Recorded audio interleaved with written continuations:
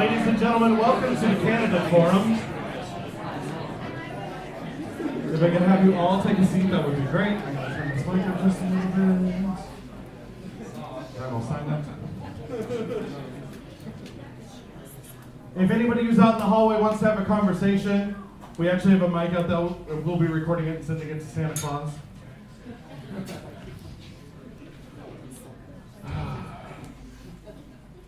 There's a couple of seats over here still. There's one seat up front, I believe.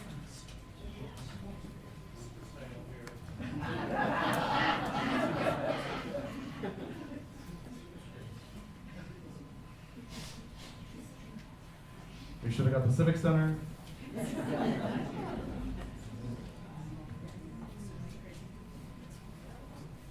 All right, that's close enough. Ladies and gentlemen, my name is Kev Ham, and I am actually the moderator tonight. I'm with the Lewis and Clark County Central Committee for the Democrats.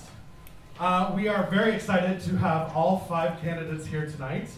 You should give them a round of applause and say goodbye already.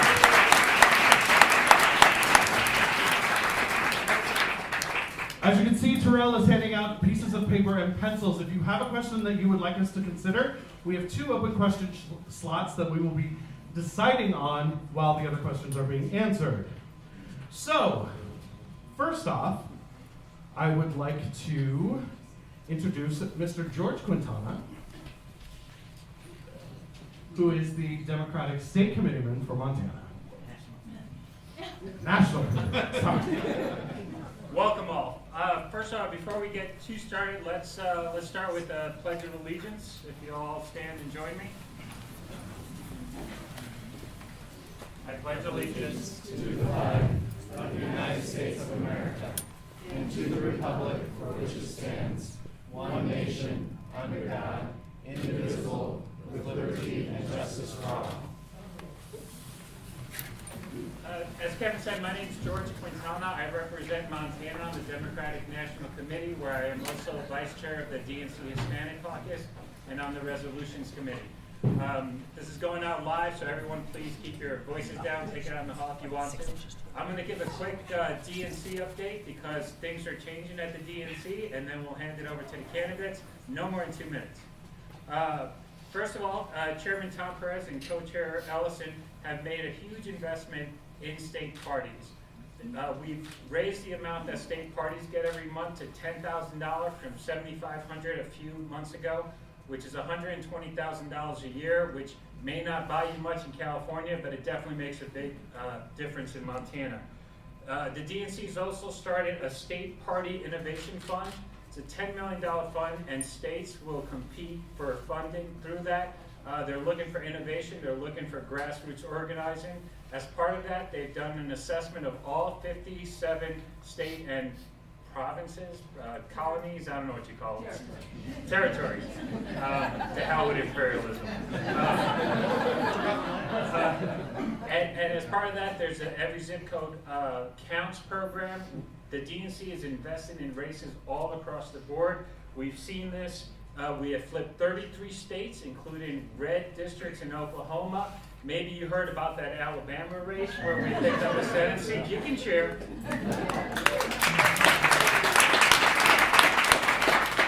The DNC's also, the Unity Commission's completed its work. If you want to find out more about that, go to Democrats.org. All the meetings are on there, as well as all their recommendations that will be voted on by the Rules Committee coming up, I think, at our next meeting in in March. And with that, we don't know what 2018 is going to bring, but the recent election results, the winds at our back, because there's an incompetent buffoon representing the country right now, and being supported by basically a negligent Republican Party. I don't know who's going to win this primary for us, but I guarantee you everyone up here is better than Gene Forte. So,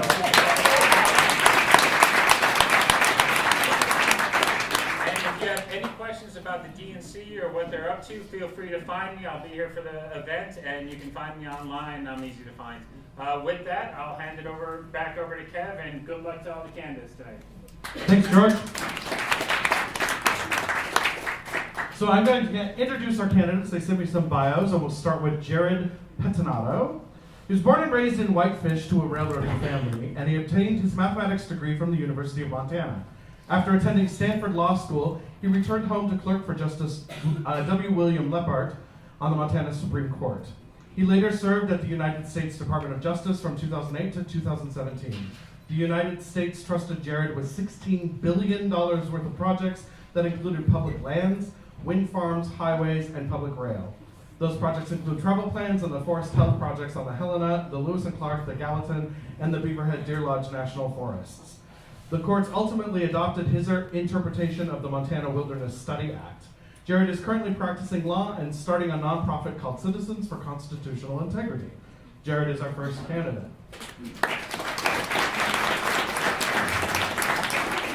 Next we have John Heenan. Is a small business owner and consumer rights advocate based in Billings, Montana, where he lives with his wife Megan and their 4 children. As a consumer rights advocate, John has spent his career stepping up for Montanans who have been ripped off by big banks and big insurance companies.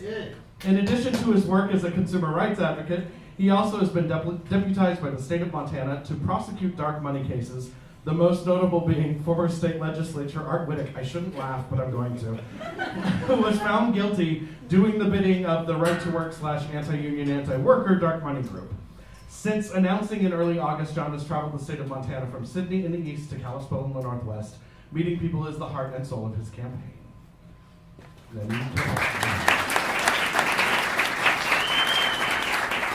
Next, we have Greg Keir. He's the former executive director of 2 separate Montana land trusts where he worked with rural Montana farmers and rangers to expand access to public lands and promote agricultural land.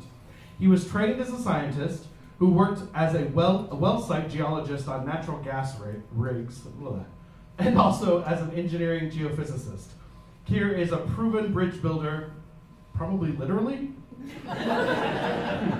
with experience working across the rural and urban divide, and is focused on delivering results for Montana.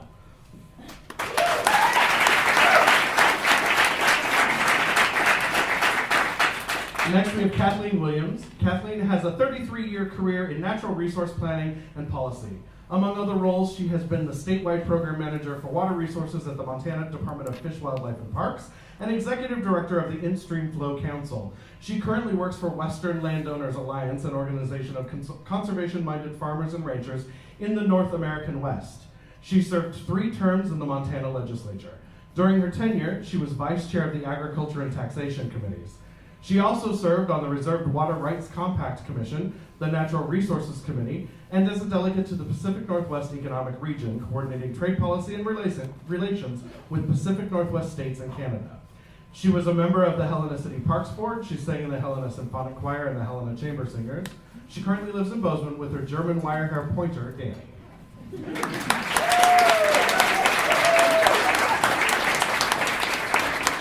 And last but not least, Senator Linda Moss joins us tonight from Billings, where she has lived for over 30 years. As a Westerner and Montanan, she knows the values of integrity, compassion, and hard work, which is what helped Linda gain the trust of voters in the state's most urban legislative district in 2004 and re-elected in 2008. During the 2008 to 10 Montana legislative session, Senator Moss served as the majority whip. A dedicated leader to economic development and entrepreneurship, she is vice chair and investment committee chair of the Northwest Area Foundation and also serves on the boards of the Montana State Fund and American Craft Council. Senator Moss enjoys spending time outside, especially with her Bernese Mountain Dog China, a certified therapy animal. Ladies and gentlemen, these are your candidates tonight. And the way this is going to work is we are going to ask a question. They're going to step up to the mic, and our first question will be answered by our first candidate, which is Jared, and they will have 2 minutes. I will be timing them. I will warn them, I weigh 400 pounds. At the end of 2 minutes, you're done. Just in case you were wondering if I'm kidding, you can ask several people who are now flat. So, without further ado, I would like to introduce Brianne Harrington, owner of The Painted Pot, a local small business here in Helena. Please name a regulation that the current administration has gotten rid of that you agree or disagree with, and tell us how it affects the average person in Montana. There are so many. There are so many. There's the Congressional Review Act under which Congress can withdraw regulations with simple majorities and get around the filibuster. the Congress this year has used that 15 times to withdraw regulations. The one that springs to mind most in my mind comes the Stream Protection Rule.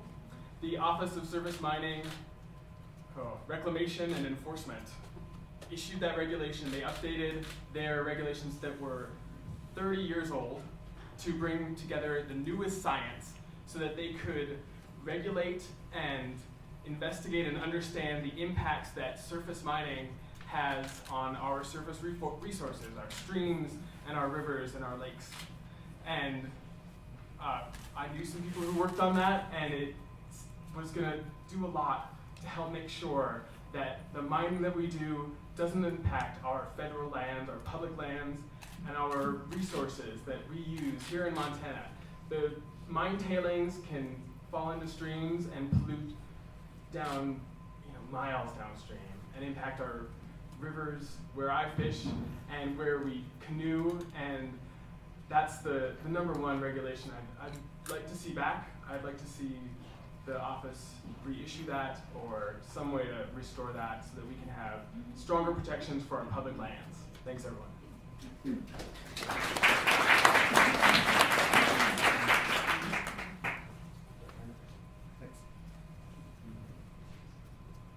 Go? Yep. Okay, I'm going to use a quick 5 seconds to thank the Lewis and Clark Central Committee for setting this up, and thank all of you for being here and braving the snow and winter weather that we have. Now, to the point and answer the question, my background has been sticking up for homeowners across the state that find themselves, after being lied to by banks and mortgage companies, in foreclosure. And so I've fought, sometimes I've won, sometimes I've lost, to keep people in their homes across the state. And I watch the peel back of Dodd-Frank, I watch the peel back of banking regulations, and I think, my God, this wasn't 80 years ago or 100 years ago, it was 10 years ago. 10 years ago that we had this meltdown, and most of us are still getting out from under it. And here we go, peeling back, regulations that hold these banks and mortgage companies and payday lenders accountable. It's a free-for-all in Washington right now. We hear about Drain the Swamp. The swamp monsters are out in full force in Washington, D.C., and I want to go stick up for Montanans the way I have for my clients. Thank you.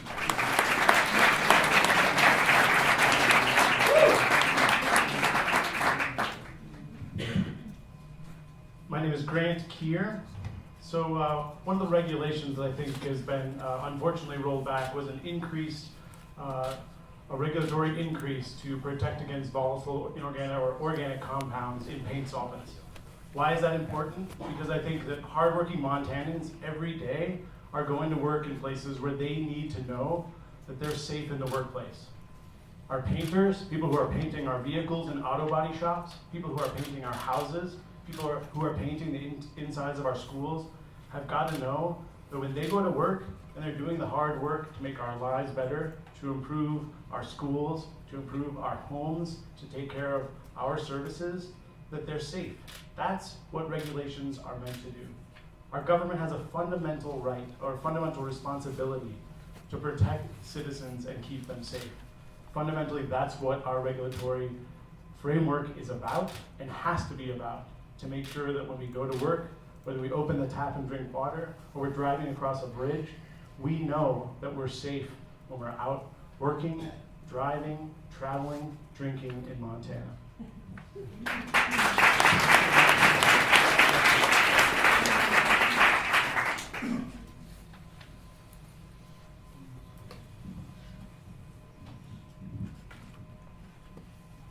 Good evening, everyone. Thanks for coming. I'm Kathleen Williams, and it's an honor to be here. When I make calls to Montanans to talk to them about their priorities at the federal level, we talk about a lot of rollbacks and sort of disintegration of much of the progress that's been made over the last 8 years, the last 30 years, actually. And so picking one is really a challenge. But in addition to those that have been raised here, I would say that the reduction in the responsibility and the protection for student loan fraud is a rollback that is especially concerning. Our youth, everyone deserves a public education and to be able to go to college if that's their path without being saddled with unreasonable debt. And so we are having a lot of debt already in student situations, and to have fraud on top of that is just unacceptable. I would also say that there's a problem with Congress in that they're not doing their job. There's so many regulations that really indicate that Congress should have been passing laws rather than kicking the can down the road to the agencies to develop regulations that then Congress turns around and criticizes. So Congress needs to get working, and I would be honored to be part of that working, rolling up our sleeves and solving problems rather than creating them. Thank you.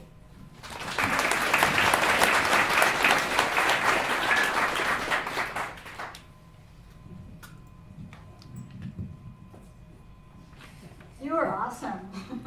Thank you so much for coming out this evening. And I'm Linda Moss. I'm from Billings.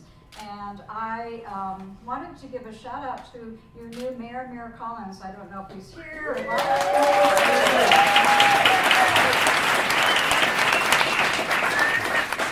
Mayor Collins, the world celebrated your election. Thank you so much. I wanted to talk to you about regulations and concerns that have come from a grassroots effort from 350 business leaders in the Yellowstone region. The effort to call the Yellowstone is more valuable than gold.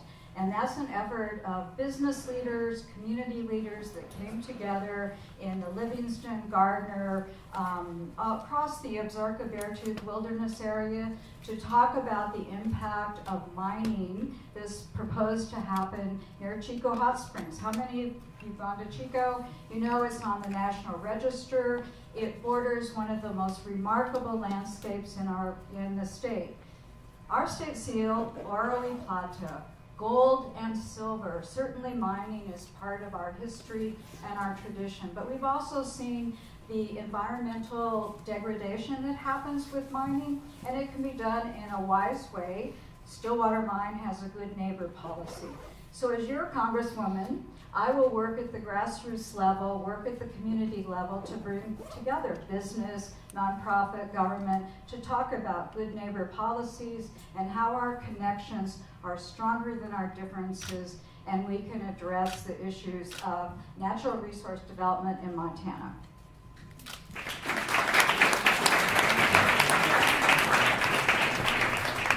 Apparently I'm scarier than I thought. Everybody was well under 2 minutes.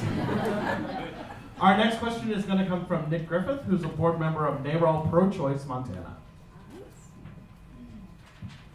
As many of you know, Democrats on many levels in Montana have worked very hard to expand access to and protect access to healthcare, especially in recent years. Could you please describe your core approach to protecting healthcare access for Montana's families, both in Montana and on the national level? And we'll start with John. Okay. Yeah, simple. You know, I work and live in an environment where this is a broken healthcare system that we have right now. And the reason I know that is because they're the people that come into my office and I help. Not just people in foreclosure, but people that are in to talk about a medical bankruptcy. And, you know, they're hardworking people doing everything you're supposed to do, but cancer, you know, your spouse gets sick, you get $150,000 of medical bills. There's no climbing out from under that. And what I look at, and I'm reminded as I came into town again yesterday, I look at your big fancy Blue Cross Blue Shield building outside of town, and I read the exorbitant salaries of these CEOs and healthcare executives, and I know who is paying to make that build that fancy building and to pay those executive salaries. It's me, it's you. We have a broken healthcare system and it needs to get fixed, and we need to stop coddling insurance companies and pharmaceutical companies and get to work creating quality, affordable health care for Americans. And so that's why I believe in extending Medicare, which is a great program, to everybody. And,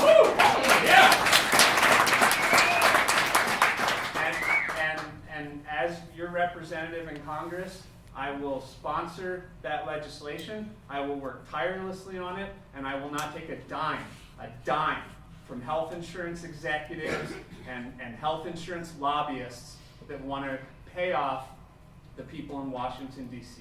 No strings attached to John Heenan.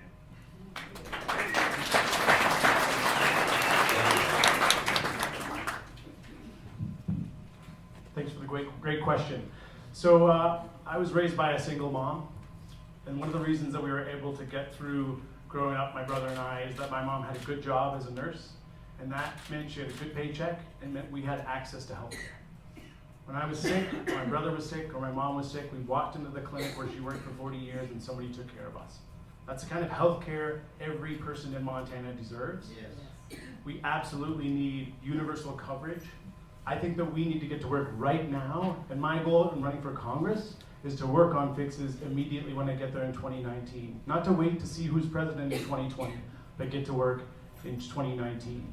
One of the things that is absolutely essential in Montana that we may not appreciate here in downtown Helena is our critical access care hospitals. So many Montanans and rural communities are absolutely dependent on those hospitals. Our communities thrive with them. People who are retiring from their farm and ranches need them. We have got to maintain those. Expansion of Medicare was the single biggest reason that those hospitals, many of them, stay open now. We've got to maintain that expansion of Medicare from the federal level so that it trickles down. You know, the one thing that does trickle down is scarcity. We've got to make sure that we are sufficiently funding these programs at the federal level so that our state has the resources it needs, so that our access hospitals have the resources they need to stay open and serve all of Montanans. We can also do some work right now to start working to fix the Affordable Care Act. We don't have to wait to see who's president in 2020. One of those is transparency in pricing. We have the same amount of care in America that countries across the world have, but we pay more for it. Transparency in pricing will let us get to work right now, understanding why it is our costs are going up, letting us as consumers make better decisions. And I absolutely think that we can immediately work to expand a public option in places like Montana where we don't have sufficient populations to justify big investments from enough competitors to be a better marketplace for all of us. That's how we can get to work immediately to make changes.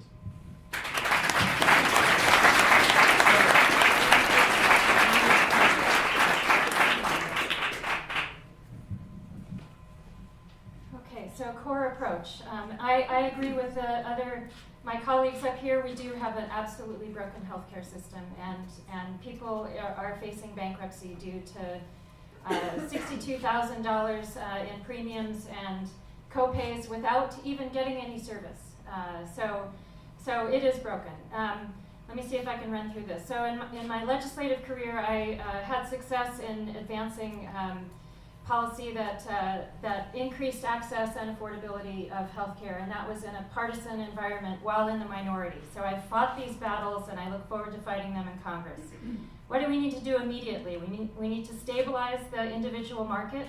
We need to fund the subsidies to taxpayers to help them pay those fees. We need to fund the payments to insurers to ensure that they also lower those prices. We need to make sure that the state insurance commissioner enforces that those prices go down. We need to allow Medicare to bargain for drug prices. We need to fund CHIP, which also will fund the rural health care centers, and that funding runs out in March. Talk about kicking the can down the road. That's immediate. So then the next step, I propose we allow people 55 and older to buy into Medicare. That reduces the cost of the Medicare market because they've got relatively younger people coming in, and reduces the cost of the individual market because they have older people moving out. That can be a national dialogue on single payer, public option, whatever you want to call it, Medicare for all, because we need to have a public dialogue about that before we can invoke it. So I think we can work towards it, and that's my proposal. Thank you.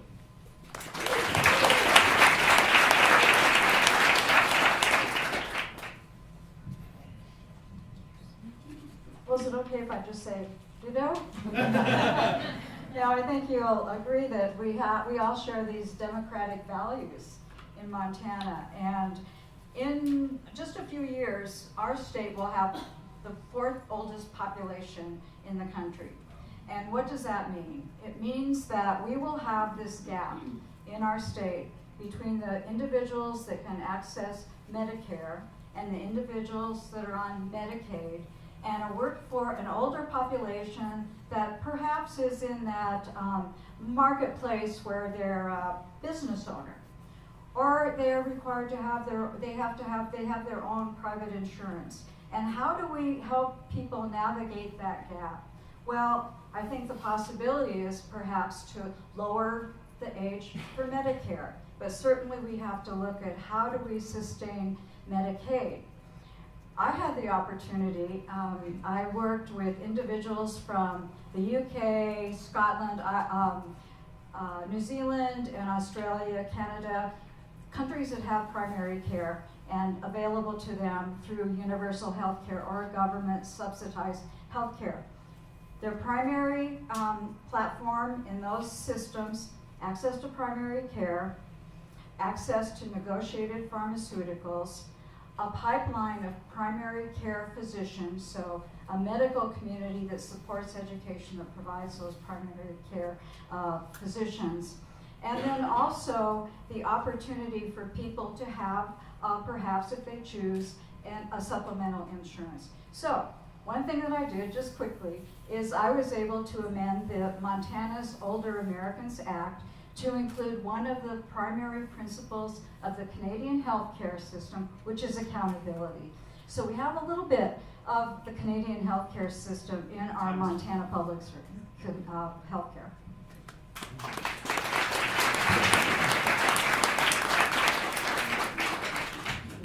Excuse me, can we pause and let everybody in the hallway come and sit up front so we can hear? Because when I was out there, I couldn't hear anything. Can we just make room for us to come sit in front? Okay, the fire marshal's gonna have a problem with that because it's too many people in the room, so. This is why we put it on live stream on YouTube, so that you can watch it live there. If you can pull out your phones and look at Lewis and Clark County Democrats, it'll come right up.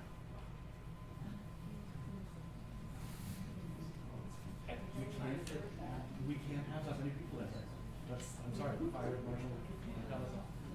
I'm sorry, folks, it was first come, first served, that's the best we can do. I should be zooming in. I can move my seat up, somebody wants to sit up here. Just a pretty face. Thanks, everyone. When we talk about healthcare, I want all of us to have healthcare. Americans deserve healthcare.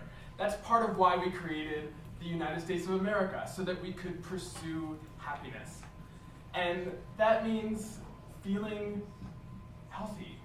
So we have in America a lot of resources, and that's part of why we created civilization, so we could pool these resources and make our lives better. Without healthcare, we just don't have the same opportunities. I think single payer may come, but I want to concentrate on what we can do now, because I want to fix the system we have now. We got to move forward somehow, and we might get to single payer, but definitely we don't want to go backwards to the bad old days. We know that this system isn't working, and the prices are going up, our pharmaceutical drugs are outrageous, and we have lots of problems. I've been working on pharmaceutical problems for 18 years. If you guys remember Brian Schweitzer driving up to Canada for prescription drugs, I was on some of those buses. I took senior citizens to Canada for cheaper prescription drugs. So I've been thinking about this a lot. I see America paying for the research and development of the whole world, while other countries cost control their drugs. We can't re-import them.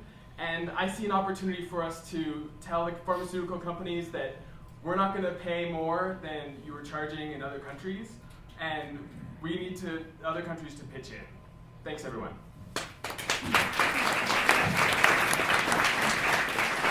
How many people do we have out in the hallway? We have a lot. I I don't have room for 20 people up here. This is like the worst of the Titanic. All right, Josh, could you pull up your phone? Does anybody out there have a smartphone? You can open up YouTube and search for Lewis and Clark County Democrats. The live stream will come up and you'll be able to watch it right there. And Nick is going to go out there with his computer so that some people can gather around his little laptop. I would offer mine, but I'm using all of my devices. All right, so sorry for the little interruption. Our next question is going to come from Shannon Lee. And I'll speak loudly. I have a kind of a soft voice, but I'll speak loudly. The Trump administration has been deemed the most anti-LGBTQ administration in history. He's scrubbed federal agency websites of references to LGBTQ protections. He's addressed anti-LGBTQ groups, and he's supported his Attorney General intervention into the Masterpiece case. Your opponent agrees with these actions and has used his personal wealth to champion organizations pushing extremely anti-LGBTQ agenda. If you win the primary, how would you elevate issues impacting the LGBTQ population in Montana outside of blanket statements supporting marriage equality? If elected to Congress, would you be a vocal opponent to the continued erosion of protections of LGBTQ people in the United States? And would you actively support and champion legislation like the Equality Act and other measures?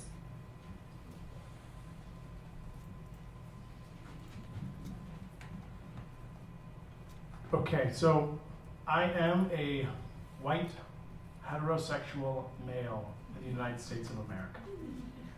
That means that I am one of the most powerful and privileged human beings to ever walk the face of the earth. And it's important to recognize that, right? So I have an enormous responsibility to give back to every other person that doesn't have that power and privilege.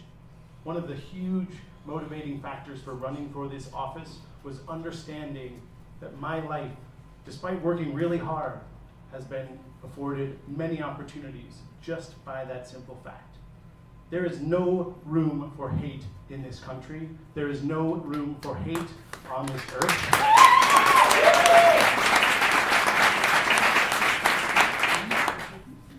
I will champion these causes the same way I worked when I was in college, when I was the first male victim advocate for domestic violence shelter in my community. And the way I did that was I went to that shelter and I said, how can I help? It is no place for me to right now say what I can do best to support this community, but I will work tirelessly to make sure that the promise of our country is kept. That promise that started this country was life, liberty, and the pursuit of happiness. Feeling comfortable with who you are, feeling safe in your body, knowing that you have the opportunity to love and be loved by whomever is right for you is fundamental to life, liberty, and the pursuit of happiness. Yes. And I will fight tirelessly because that is the responsibility of government to protect that right for every single member of our community, every single human being in Montana, and every human being in this country, period.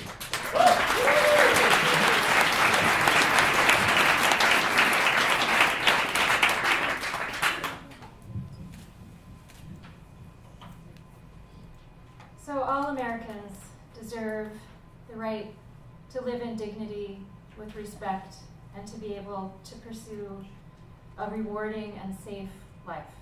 Everyone. My record on these issues could not be clearer.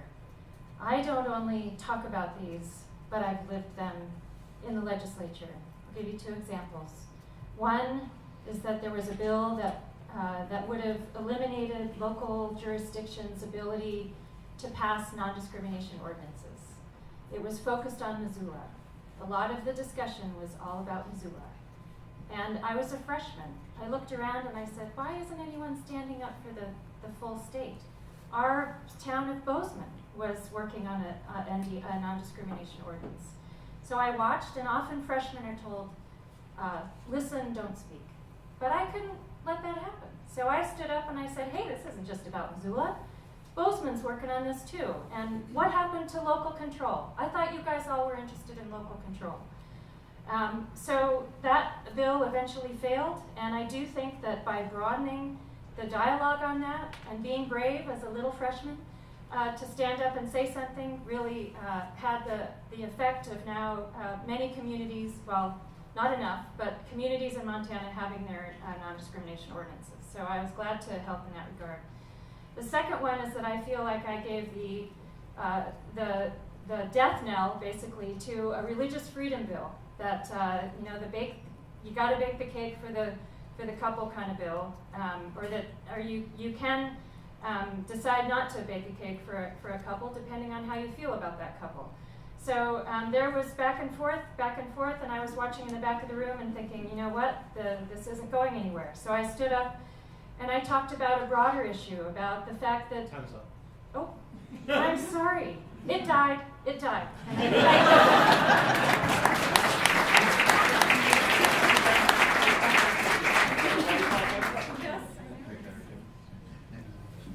Thank you for that question. It's a very important issue. And I just want to share a couple stories with you about that. I was one of the first individuals in Billings to stand up and speak in favor of our non-discrimination ordinance. And however, that didn't pass. It was very unfortunate. And we know that our current Congress representative has worked really hard to prevent that happening in several of our cities. I've had the opportunity to work with the Pride Foundation across the Pacific Northwest, on programs that really support education and participation by many of our community members to address those issues. But most importantly, I wanted to talk to you a little bit about something that's happening across the country, in corporate America, in philanthropy, in the nonprofit sector, in business sectors, of the issue of diversity, equity, and inclusion. How do we address race in our communities? How do we address the opportunities for individuals to serve on boards and serve in our legislature and truly represent our population? And I hope all of you have had a chance to look at our state capitol, at our women's mural. I'm looking at many people who helped put that together. I saw it today. We had African American women, Native women. We had women who were business owners. So hopefully, as we move forward in the elections this year, we'll begin to see some equity, diversity, and inclusion, not only at the government level, but also at the business and corporate level. And as your Congresswoman, I plan to use the wonderful letterhead that I'll have to make sure that I can nominate and advocate for individuals, within the business community and our corporate structure and our government structure in Montana, so that we do have equity, diversity, and inclusion at all levels. I will tackle you.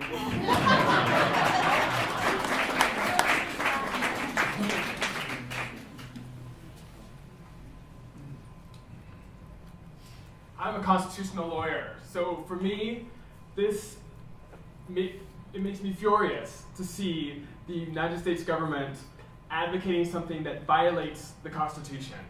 LGBT rights are everybody's rights. This is the Equal Protection Clause. These are the protections for all of us, and none of us has more protection than the least among us. So to the extent that we need to protect the LGBT community, we are protecting ourselves, and they deserve our protection. I, like Grant, am a white heterosexual male. I realize that my privileged place in the world, but I want everyone to feel that way. I want protection for everyone. In one of my bands, I had a lesbian guitar player. I didn't care that she was a lesbian. I could care that she was an excellent guitar player. And that's how I think we all need to treat each other. We're just different people doing the same things. And so when I hung out with her, I hung out with the community a lot, and I saw a lot of fear. And I didn't want anyone to feel that fear. I don't want anyone in the United States to feel fear of discrimination and to feel that oppression. So I would fight to ensure that we maintain our principles that we have in our Constitution and protect the LGBT community. Thank you.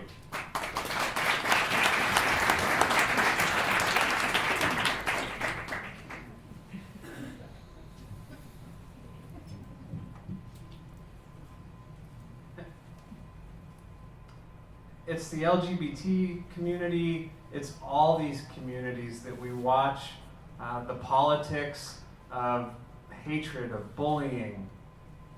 I, along with, I'm sure, everyone in this room, and the vast, vast majority of Montanans and Americans, have friends, brothers, sisters, relatives, business associates that are LGBT, and we all know, and people just deserve the same rights and opportunities as everyone as Americans gets.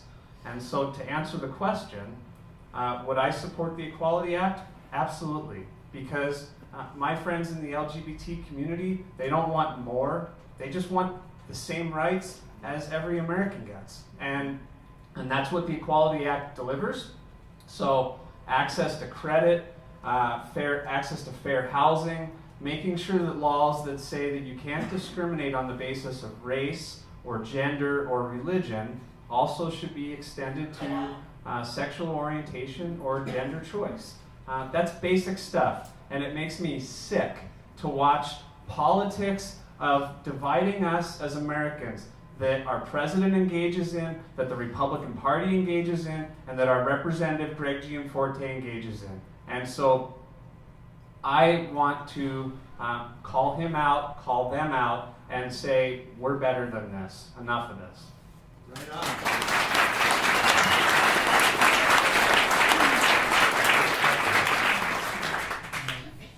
Excellent job. All right, so when you came in, we gave a bunch of you, not all of you because there's like 4 billion people here. We gave a lot of you slips of paper and asked you to write down questions that you were interested in. We had our council of people in charge of questions sort through them, and they chose 2 questions that we would like the candidates to answer. And we have not looked at these other than the 3 minutes that we've had them. Shannon's going to ask the first.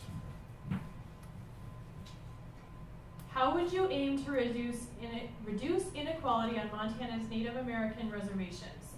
How would you promote economic growth? Kathleen?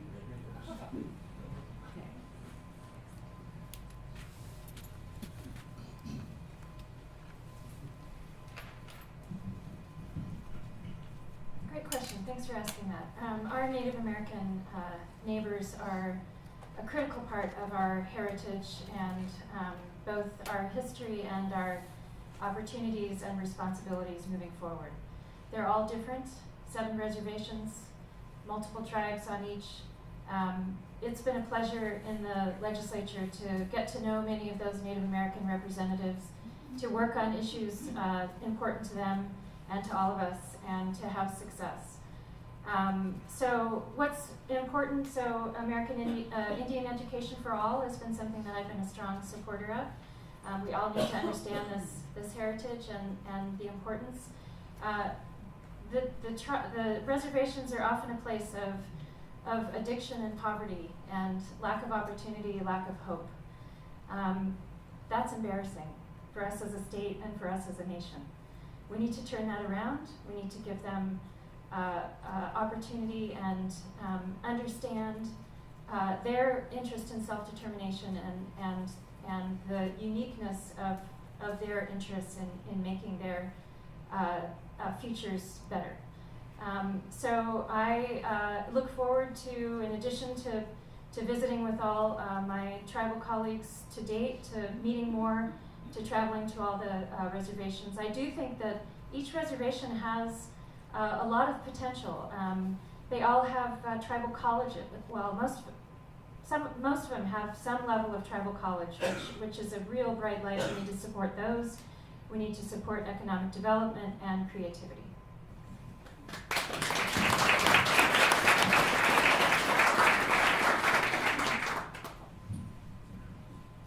Well, maybe I'm going to put on my hat from the Northwest Area Foundation, and I had the opportunity many years ago, about 15 years ago, to work at the grassroots level with Native American leaders across the region, as well as foundation leaders. Out of that, we were able to bring together a collaborative effort to say we need to get more resources into Indian country.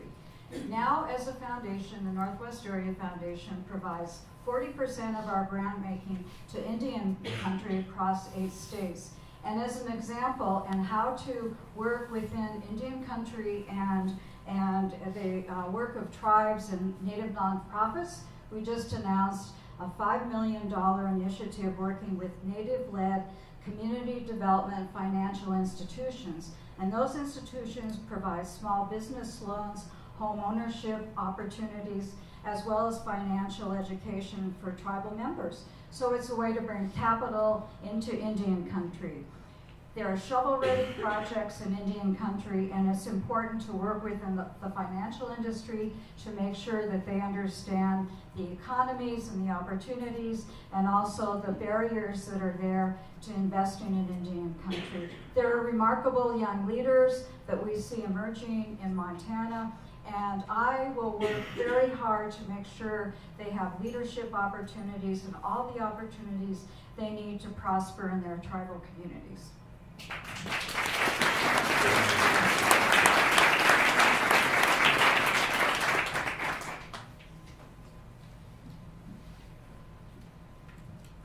We know that we can't ask the Native Americans to leave their reservations. We need to bring the money and the economic development to them. I'm running on the wind in the trees, making money out of thin air with wind energy, and using the money that grows on trees to manage the forests and reduce high-severity wildfires. The wind in particular can help the tribal communities because that provides, wind energy can provide industry and jobs and literally bring money from out of state directly to the reservations. And when it creates jobs, it also creates need for tools, need for business. These wind farms, I just visited one earlier this week, and they had good paying jobs. And they had money coming in, renting the land for the wind turbines. And that money, once it comes into the community, then it goes to, it sits around, and somebody spends it at the hardware store, and they spend it with the clothing store, and then it can grow a community. And so we need ways to bring money into these tribal communities. We can do it with the wind, and that's what I want to do. Thank you.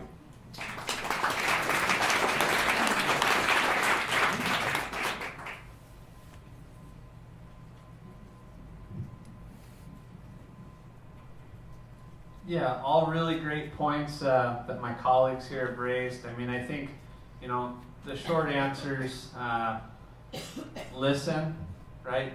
Listen to what our friends in the Native American communities have to say. I'm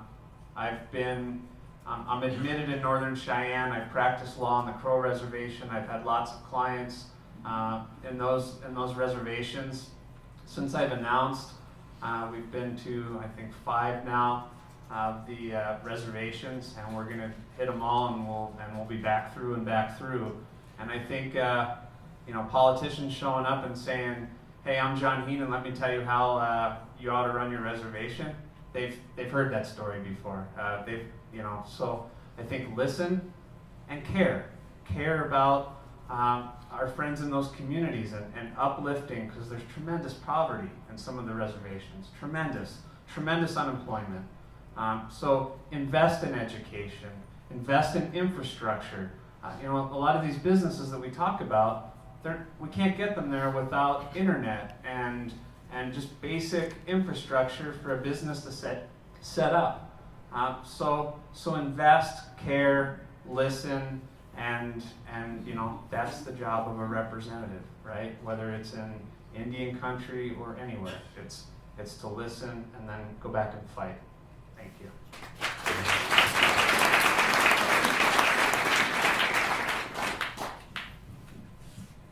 I couldn't agree with John more on listening. I think one of the biggest mistakes that we can make is to assume that our tribal communities all share one goal or one economic aim. And I think it's really important to show up and treat each of our communities individually and hear what they need. I will speak a little bit about my experience working with the Confederated and Salish Kootenai tribes, which have been incredibly innovative and really invested in economic development. Where I can tell you one thing that we talk about all the time right now as Democrats and Westerners that we need to have viable economies and to have good jobs and to show up for work. Healthcare. We already have a commitment to our tribal communities to provide healthcare through the IHS. One of the first things we can do as people in Congress is fulfill that commitment. Yes. When people on the reservations have access to healthcare and access to education and the basic things that we all need to succeed, then we will bring them to a place where we feel equal. And frankly, what I think we ought to be doing is talking a lot more about how we bring Indian health services and veteran health services up to the right standard, rather than talking on and on about how we reframe our entire system. And the Confederated and Salish and Kootenai tribes, one good example would also be passing the Water Compact. We have got to help that community move forward and not be paralyzed by long-standing, divisive conversations. We have a responsibility, it's in Congress right now, to get over that hurdle so they can move on and focus on other forms of economic development and planning for their future and manage their infrastructure and manage their water resources. Those are the kinds of things that will help that community thrive, where I've been there and worked with people and heard from them. And I look forward to getting to other tribal communities to hear from them and know how to help, but it will be one community at a time, learning what their needs are, learning how to help them from a congressional perspective.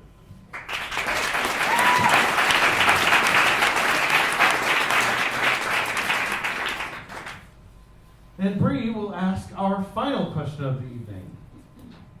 All right, this one's a little bit of a callback to the part 2 of Nick Griffith's question.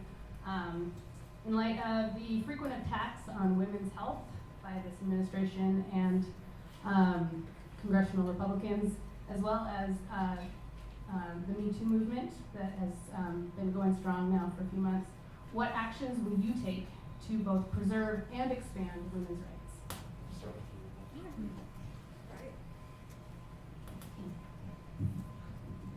I love this question.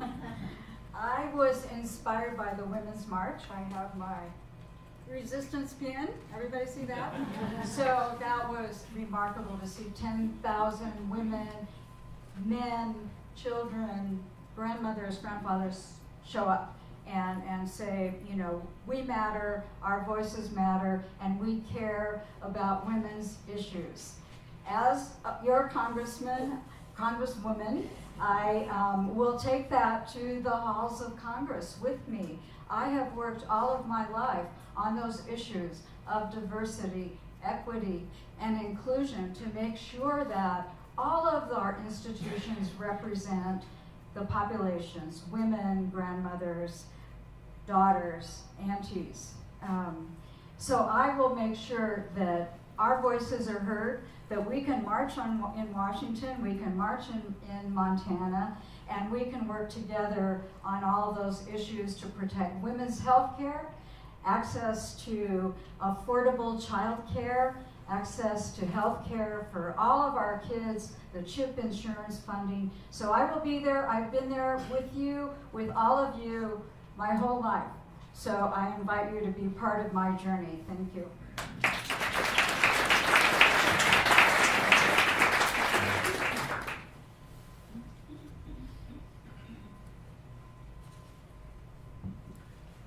I didn't make it to the Women's March in Helena. I actually ended up at the Women's March in DC, where there was so packed you couldn't even walk through the streets, you couldn't move, you couldn't go where you needed to go. And it was amazing. It was a powerful experience, and I was glad I was able to support. On women's issues, I'm a man. I don't know all of them, so I plan to listen, and I plan to move it forward and try to keep everything equal. And in particular, I've heard one thing, and I think this has gone all the way up to the Supreme Court. There's the Hobby Lobby case, and that one talks about how some corporations don't have to pay for women's contraceptive, but other ones do. And that's actually a statutory issue. If you read the cases and you read everything that's going on, it's the RFRA, the Religious Freedom Reformation Act, that allowed Hobby Lobby not to pay for that. So because it's a statutory problem, it has a statutory solution. And we can fix that and make sure that all women have access to contraceptives through their healthcare insurance programs. Thank you.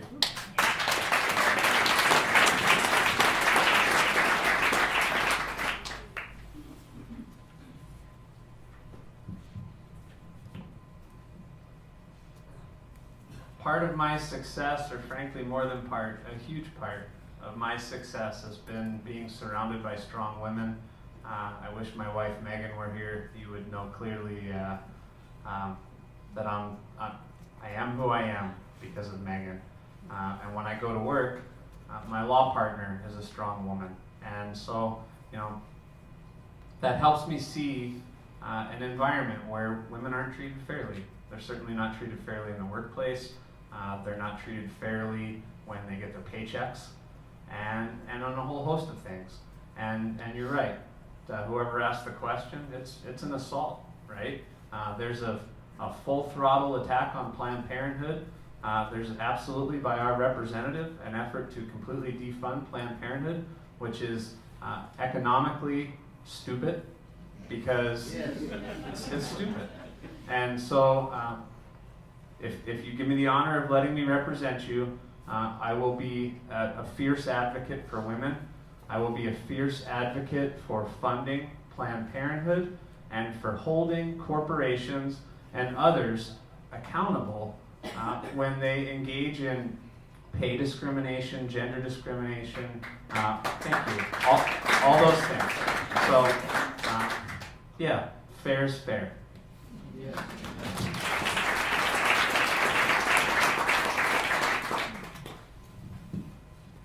So being raised by a single mom, I think until I was around 12 years old, I assumed all women were strong.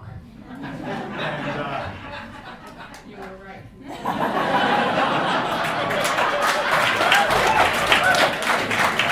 and I assumed they were in charge, and I assumed that they were always in control. And it was only later in my life that I realized that that isn't the truth. That a lot of times people, again, with power and privilege, manipulate that power and privilege over them. That was when I first signed up to actually work for that victim's domestic abuse shelter when I was in college. Was coming to that realization after watching my mom raise my brother and I. I've also watched my wife, who is the smartest human being I know, period, get offered less for a job than men with equal or lesser experience and training.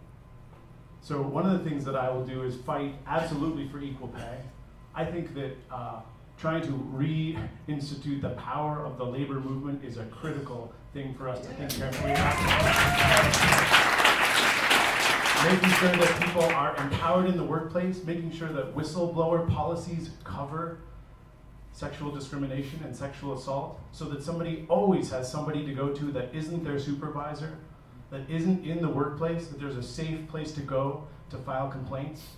Making sure that women have access to whatever health care they need, period, anywhere they need it, anytime they need it, and that nobody makes the choice for what that care is or how it gets funded.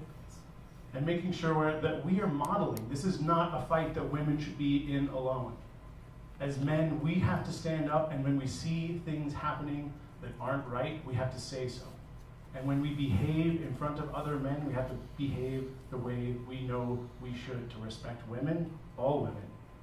I have a 9-year-old girl, and it is essential that she grows up with every opportunity to succeed that I have had, and I want every child in Montana to feel the same way.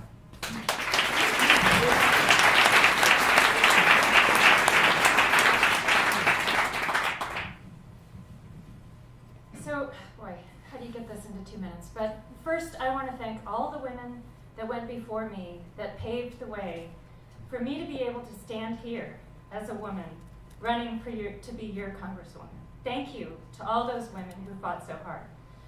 A lot of good points here. Equal pay for equal work. We need to stop the war on Planned Parenthood. It's ridiculous. Planned Parenthood was my health care provider when I was scraping to get my career started. It was the only place I ever got health care, and it's so much more than what people make it out to be. The international policies about defunding any organization that talks about birth control or otherwise, and all the good things that they do is ridiculous, and it's destroying countries. I think what's critical too is that obviously we need to elect more women, right?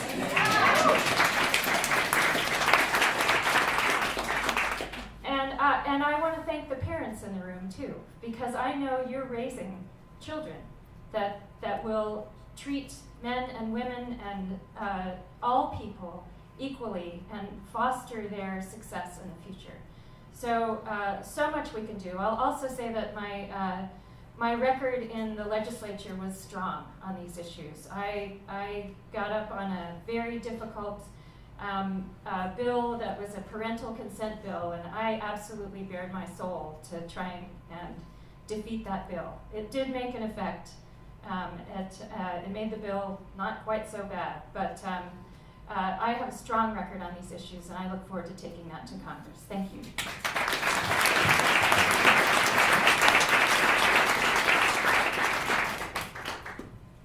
That's it, leave. No. So, our candidates tonight have asked 5 very intense questions, and I think they've done a great job. Let's give them another round of applause.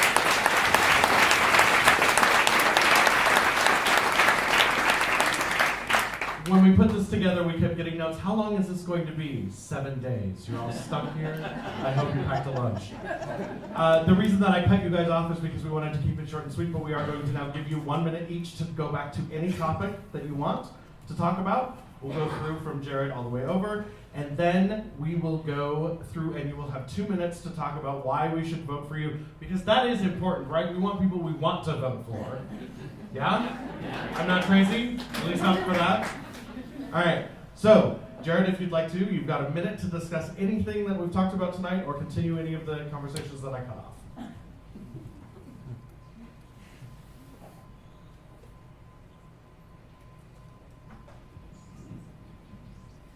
It's a little bit of a heavy lift to try to figure out which of those things. There's so many and everybody's done such a great job. So thank you guys all for coming out. I just want to talk a little bit more about some of these regulations that Congress has withdrawn, these 15. They withdrew anti-corruption regulations. They withdrew privacy protections. They withdrew Planned Parenthood protections. They withdrew all sorts of labor protections, education protections, and we need to bring all of those back. And that's what I want to do. I want to bring back and protect all of those people. And separate to that, I want to expand jobs, and I want to expand unions. And those are really important to me. I grew up in a railroading family up in Montana. My mom knew how long it would take to float a check when she wrote it to the grocery store, because that's how things work. And so I want people to have more time and more opportunity to negotiate and bargain for their wages.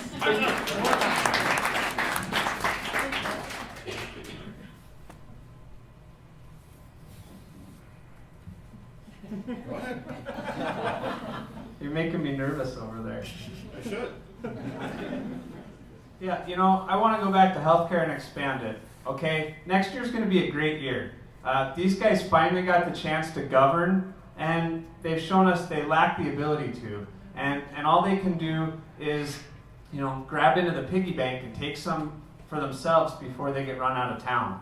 Well, that's what's going to happen next year. So we as a party and we as candidates have the opportunity to now lead and stand for something. And when it comes to healthcare, why are we incrementing? Why are we muddling? Let's be bold. Let's do something big that people can get behind. Our healthcare system's not just a little bit broken, it's totally broken. So let's rebuild it in a way that helps everybody. So that's Medicare for all. But give me an issue, because we see what the other side is doing. They want to destroy public education. They want to destroy organized labor. Let's fight back for it.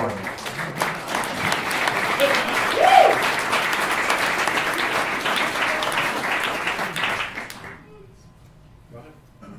1 minute. So in addition to the 2 questions we heard, I bet there were dozens more that are on your mind. And I think what's on everyone's mind right now is, how did we get here? How did this great country, how did this great state end up where we are right now? There's a really easy answer. It's 2 words: Citizens United. Every one of these things we can point to corrupt politics, people being bought as politicians. One of the things we can do to address all of these things that are driving us crazy right now, and frankly, stop people like me from calling people like you for money, is start to address the way we finance our politics.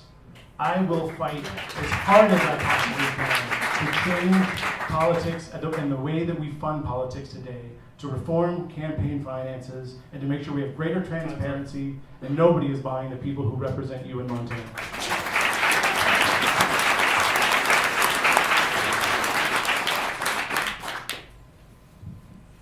I just want to add a little to the LGBTQI question, since I got a little chatty on you.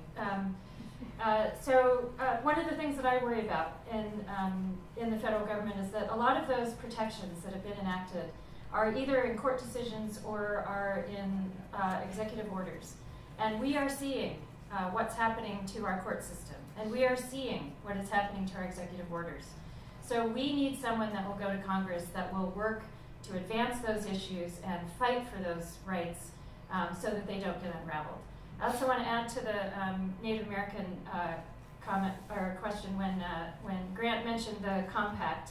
I carried that compact the first time. I worked 4 years on that compact. And when I was defending it on the House floor, I pointed to the painting if the West would not have been settled if it weren't for the generosity of the tribes. And we need to remember that and honor that. And thank you.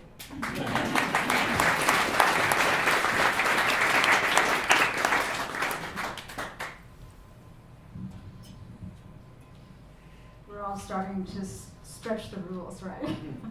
No. Back to, I gotta breathe. The quiet beauty and grandeur of our mountains and our landscape, the first part of our Montana Constitution, the preamble. We haven't seen a transformation of the Rocky Mountain West. Helena is part of that with the Prickly Pear Land Trust, and with the Holter and the Archie Bray and the Myrna Lloyd, and our connections are stronger than our differences in our landscape. So I think it's important that we all work hard to make sure we support our incredible nonprofit sector that is providing the support we need for all that work, and continue to protect this remarkable landscape that we have in Montana. Thank you.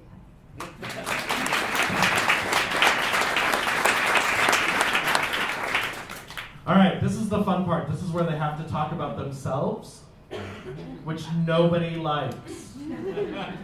We'll go ahead and start. Actually, let's start with Linda. And you have 2 minutes to talk about yourself and give us the big reasons why we should vote for you. Sure, that's great. I am a child of the prairie. I was born in Wyoming. One of my first memories was my mother telling me, be sure when you go outside that you don't blow away in the wind like a tumbleweed. So I've learned to withstand political winds and winds of all kinds. I've lived in Montana for over 35 years. I'm a mom, I'm a grandmother.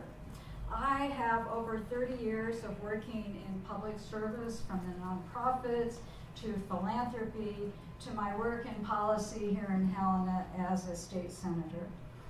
It's a remarkable opportunity that I have to be before you this evening. And again, thank you for your time and attention. It's so appreciated. I believe that our connections are stronger than our differences. My grounding principles are based on integrity, compassion, honesty, and hard work. And I like Kevin as a time. You're hired. But most importantly, I believe that we have an opportunity together, all of us, to work at the grassroots level, to work together to change how our congressional office works, to make sure that the work that we do in Montana is respected, that we have the resources we need from the federal government, as well as the other parts of our economy. So our connections are stronger than our differences. I look forward to having you join me, and together we'll be on a remarkable journey. Thank you.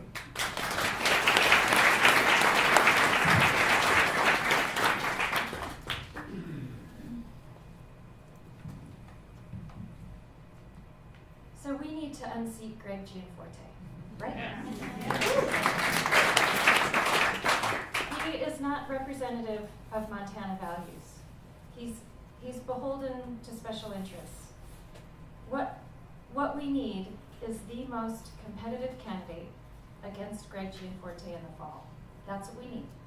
We need someone who has a strong, progressive advocacy and voting record, who has proved their commitment to those values.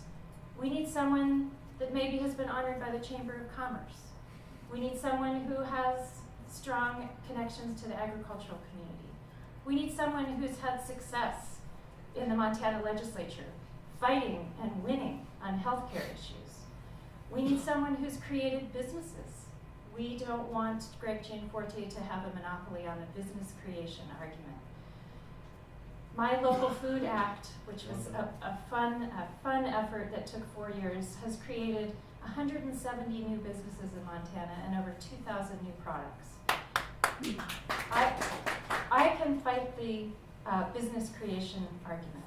We need someone who can beat Gianforte in the fall.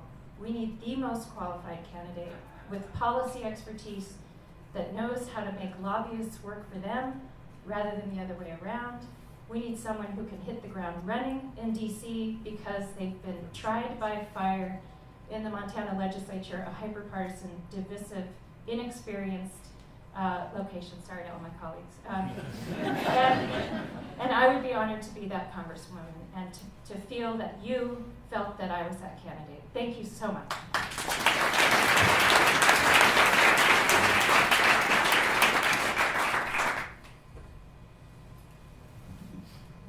So my name is Grant Keir. I'm running for Congress because I believe Montana deserves better representation. I'm running because I've seen leadership work in our communities, and it is extraordinary what Montanans can do with good leadership. I'm running because I believe right now we need somebody in Congress who is more interested in mending fences than building walls. I think that right now, what we need is somebody who has a proven track record for delivering on the promises they've made to Montana families and to Montana communities. And I'm running because I think right now we need leaders who are more interested in what the world will look like for their 9-year-old daughter, Fiona, than they are interested in what you want to hear to elect them this next cycle. Because we are failing to think about the longer game, about the longer future, and making decisions that we need that will make this a better place, not for one election cycle, but for generations.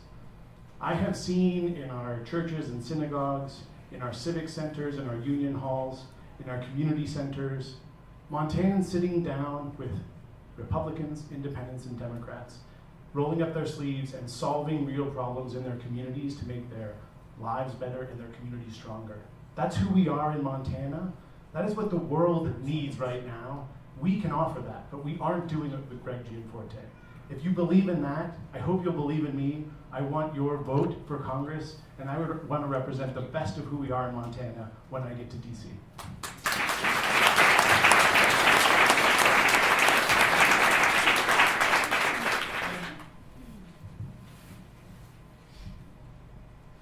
So I have 4 kids. Molly, 15.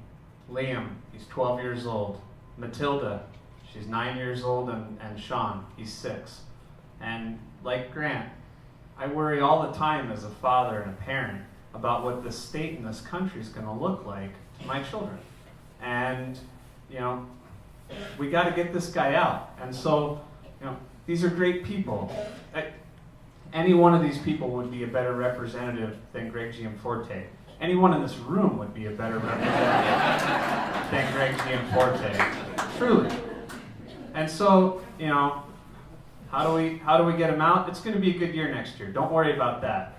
But I mean, let me tell you about me. We all have our own backgrounds. We all have our own experience that we bring to the table. I've been fighting for people across this state that are getting a raw deal. They're getting screwed over. The system doesn't work for them. Government doesn't work for them. And they need help, real help, not just a little bit of help, a lot of help. They need a fair deal. So if you want to talk about track records, which I think is really important, I have a track record of standing up for working Montanans against powerful corporations and interests. I've volunteered to represent everyone in this room to hold corrupt politicians like Art Whittick accountable. And that's my background. And that's what I want to do. I want to represent the people in Montana the way I have my clients. So I deal with people like Greg Gianforte all the time in my line of work. And that's why I'm going to be a good candidate against him, and that's why I'm going to beat him. And if I'm being, going to be real honest with you, I'm tired of all the platitudes and trying to reach across the aisle with people that want to destroy things that we hold so dear. That, so we need a fighter. And I'm going to be your fighter if you get on my team, and I want your support and I want your vote. Thank you.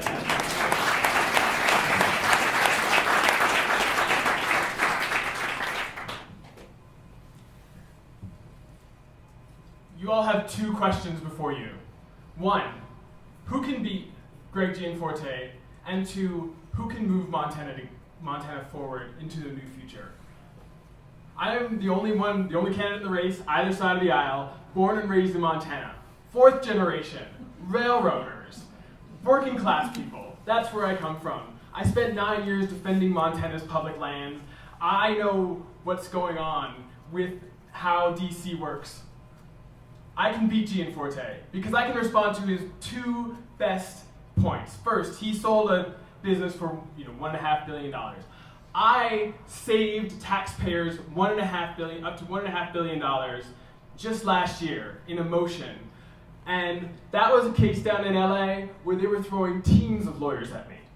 Teams from San Francisco, from LA, teams from New York. Mark Kasowitz's firm was up against me. Do you guys know Mark Kasowitz?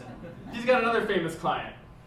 And they all went against me, and I beat them and saved the LA taxpayers up to $1.5 billion. Gianforte says that he has brought and built Montana jobs.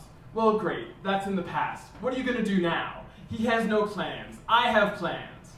I'm going to move Montana forward, and I can move it forward with the wind and the trees. We can make money out of thin air with wind energy in eastern Montana. They have demand in Oregon and Washington for renewable energy. They have transmission technology that helps us move that energy at half to a third the cost. We can build Montana and put the money in communities out in eastern Montana, out in our local communities.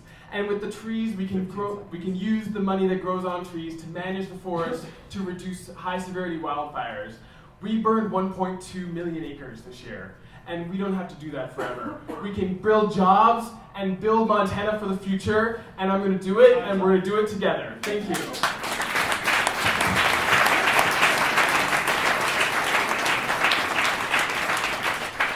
Ladies and gentlemen, once again, I'd like to thank our candidates for joining us tonight. I know the roads were kind of crowded.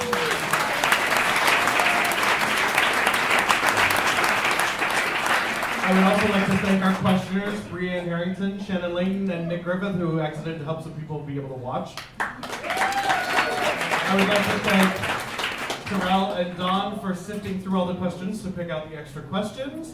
And most importantly, I would like to thank all of you for showing up, for caring, and for voting. And if everybody, doesn't hate me for cutting them off, maybe we'll do another one of these. Thanks for showing up, and have a good night.